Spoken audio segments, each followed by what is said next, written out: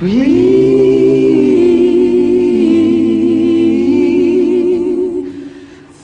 you. My sister and I, we loved to sing together. And after we got married, and when we were recording, Joe and I used to sing a lot. So when the kids came along, and we sang together, they were just little kids.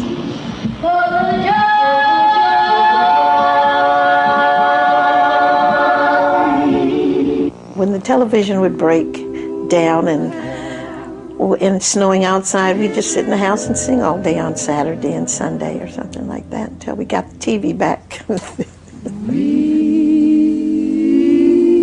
We sang country western songs, and we'd sing folk songs. And I discovered then they had perfect harmony, and so that's what happened.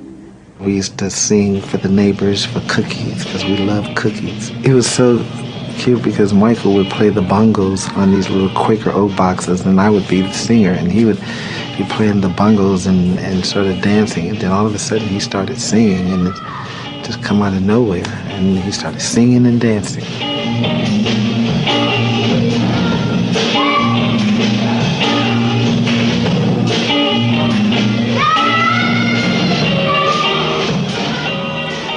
My father was a musician. He played the guitar. My brother Tito would play his guitar when he left home. And my father came home one day, and my mother told him, she said, you know, your sons have talent. I said, why don't you listen to them? I think they sound pretty good. And so he finally, after persuading him, he finally listened. Tito was playing a Motown song, and we started making it in harmony, and he said, wow. So he started investing time and money into getting instruments and us getting together and start singing more Motown music. We'd like you to meet the man that was responsible for getting the whole Motown story started, president of the Motown Record Corporation, Mr. Berry Gordy. Hi, old buddy.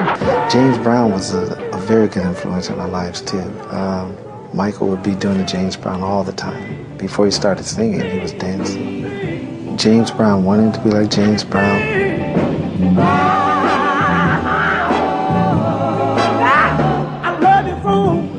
Michael just started singing James Brown stuff, and he would sing these songs higher in his key.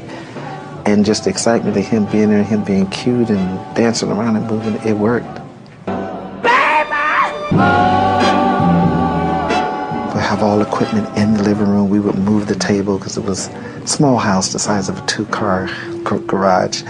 And we would pull all our stuff out, and we'd be rehearsing, and the doorbell would ring, and it'd be a neighbor across the street. But can they come out to play? And I said, no, not today. We have a show that we're practicing.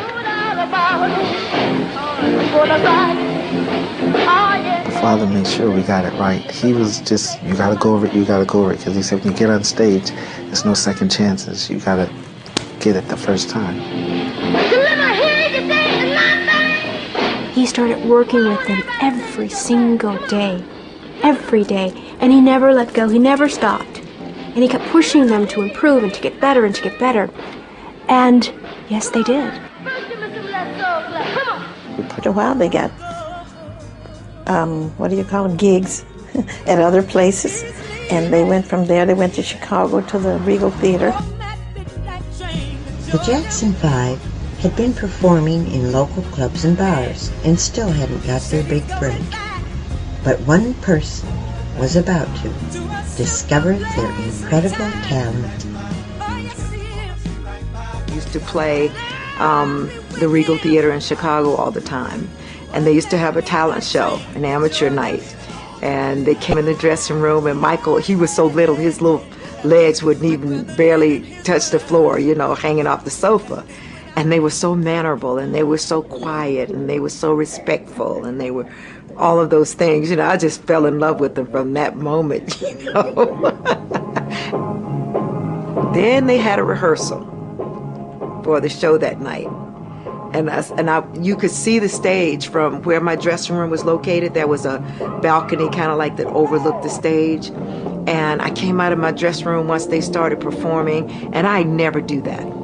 And I looked over the banisters. I said, oh my goodness, you know. And Me and the guys went back in the dressing room, and the guy said, why don't you call the company and see if we can get somebody down here. So I just started calling around, and I said, somebody, if you can find Mr. Gordy, please, please, please get him down here. You know, I know he's a busy man. If you can come, somebody come and see these guys. Well, you know, that didn't happen. However, soon their luck was about to change. One day, Bobby Taylor called me up. He said, you got to come downstairs and see something. You're not going to believe it.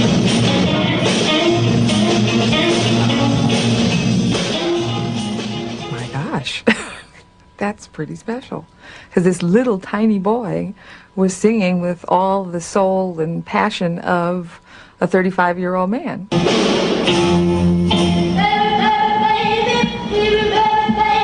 And I called Berry Gordy and I said, Mr. Gordy, I have seen something that is just great.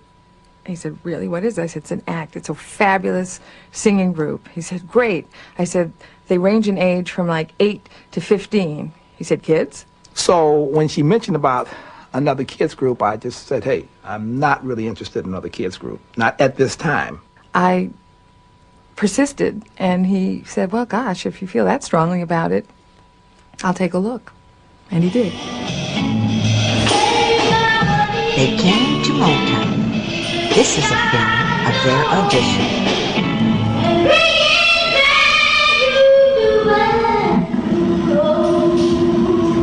When I first saw them, there was no question that I was interested, not only interested, but I loved them all. You know, I mean, it's incredible. I mean, it didn't take a genius to realize that they had, you know, the talent, and Michael was extremely special. Berry Gordy absolutely was blown away by the Jackson 5, like we all were. The focal point of them was Michael, because he was so young and so tiny and so talented. It was like looking at a little old man performing.